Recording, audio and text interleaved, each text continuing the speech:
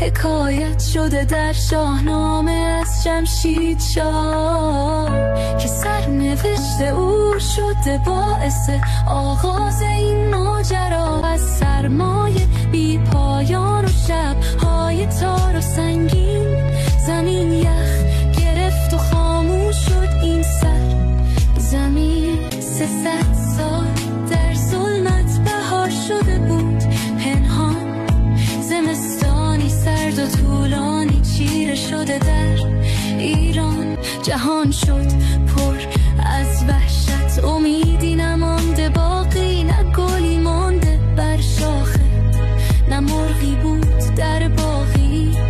ولی عاقبت روزی از پس شب‌های تار جمشید دید نوری که بیرون زد از حفره دیوار.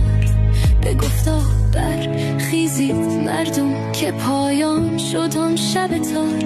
همه شادمان گشتن، خورشید شد پدیدار. از آن روز شدیم جشن نوروز ایران، زمین میدهد این مژده که بهاران شده این سرزمین.